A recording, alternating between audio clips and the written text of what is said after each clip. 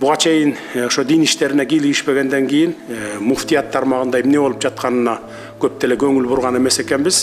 Ичинен көрүп билгенден кийин өкүнүчтүү бир нерсеге күбө болдум. Муфтият тармагында да, дин тармагында дагы башаламандыктар бар экен. Биринин сөзүн бир укпай, муфтиятка, аалымдар кеңешине баш ийүү деген таптакыр эле жок экен. Жөнөкөй сөз менен айтканда, дин тармагында улак тартыш уланып келатыптыр да.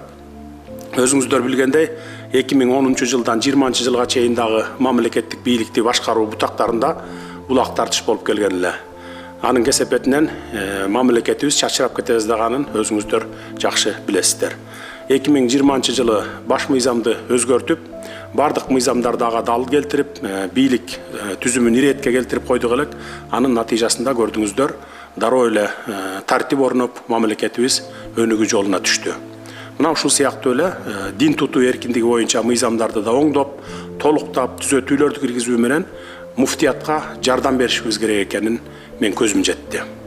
Муфтиятты, анан аалымдар кеңешин күчтөшүбүз керек экен.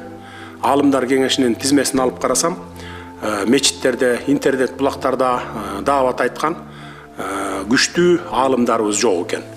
Мисалы, мына 21 кишиден турат экен. Анын арасында Максат Токтомушев, Садыбакат Доолов, Нурулло шейх, Абдурахман шейх сыяктуу күчтүү аалымдарыбыз жок экен да. Албетте, биз сиздердин ишиңиздерге кийлигише албайбыз, бирок жон гана сунуш иретинде айтып атабыз. Эми баягы ушуларды киргизип, аалымдар кеңешин күчтөп, бир муштум болуп, мен мусулманмын деген жарандарыбыздын баарын муфтиятка, аалымдар кеңешине баш ийгендей кылсаңыздар, кандай жакшы болор эле да. Ошондо жарандарыбыз баягы Хизбут Тахрир, Якын Инкар деген сыяктуу радикалдуу агымдарга ээрчип кетпейт эле. Кыргызстандын аймагында ислам динин кармангандар бир гана муфтиятка жана аалымдар кеңешине баш ийип, алардын чечимдерин мыйзам катары аткарганда гана тартип, ынтымак болмокта.